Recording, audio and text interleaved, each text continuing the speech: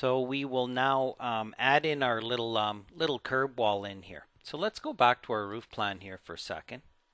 Let's pull this section back. I have my press and drag on over here, which means I can just press on the mouse and then drag that over. Maybe pull this back a bit. Okay, click out. Click, click.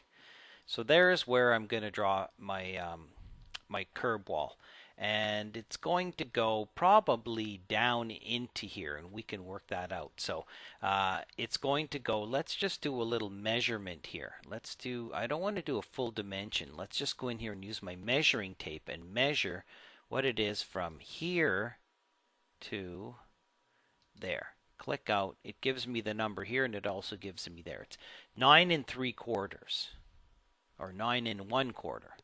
9 1/4 down from there. Okay, so let's go and go to my roof plan. Zoom in. Again, my underlay is showing me where that is, and I'm going to draw a wall. I'll go up to here and I'll say wall. I'm going to pick my basic wall, not 8-inch. I'm going to grab my 6-inch exterior wall that I've been using.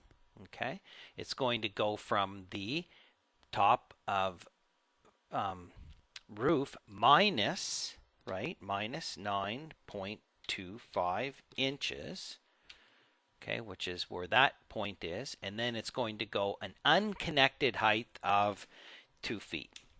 I'm not going to make the top be connected to a level. I'm just going to say make it 2 feet above wherever this point is. See how that works?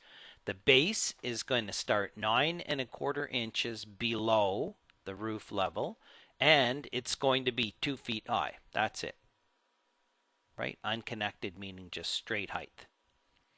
So then I can start to draw, and I'm going to look at here, and I want core face exterior of the wall, and it's giving me my unconnected height there, and now I can trace around here. Trace. If it's on the wrong side, use your space bar. Okay. Now, yeah, I guess I can do that and then maybe even pull that trim down on the inside. So I'm not going to worry too much about the exact detail of this. Back to there. Escape, escape. Pick my 3D view, and there's my wall. Okay. Now to get these guys to talk to each other, I use the join geometry. See how you can't really see the line in there?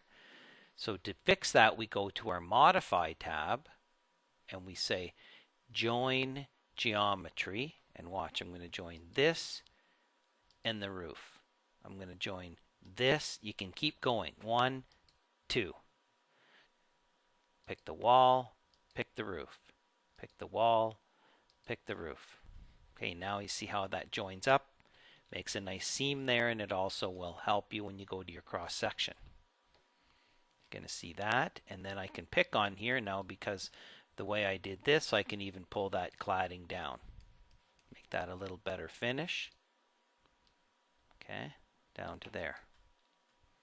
Because of the priorities, this takes a bite out of this insulation because this is a structure 1 and the insulation is not a structure 1. See how that works quite nicely. And then this is variable, that gets pulled down. Now if I go to my 3D view, I did those two. Now I need to go to my other section. Do the same thing. Pick on my walls. Drag this down. Pick on my wall and drag this down. Okay? When you pick on this roof and you go into the type properties and you go into here, you see, actually this shouldn't be structure 1. This should actually be finish 4. And this should be substructure 2. Okay, so that was a bit of a faux pas on my fault. But notice that, look at the bracket numbers. This is a 4. That's a low priority. This is a 2. It's high. This is highest priority. When they intersect with each other, the priorities compare each other along with materials. Okay, so that's the roof. Now let's pick on the wall and check the same thing. Edit type. Pick in here. Okay. This one is the finish 5, which is the inside, or the exterior. Then this is structure 1, and then this 1/2 inch is finish 4. So notice the 4, the 1, and the 5. they start comparing these when they get into these intersections. Notice the fat lines. You can type TL on your keyboard, TL for thin lines, and it'll thin that out. It'll get rid of the line weights temporarily for you. So there's our nice little curb, and now we can draw our glass solarium roof on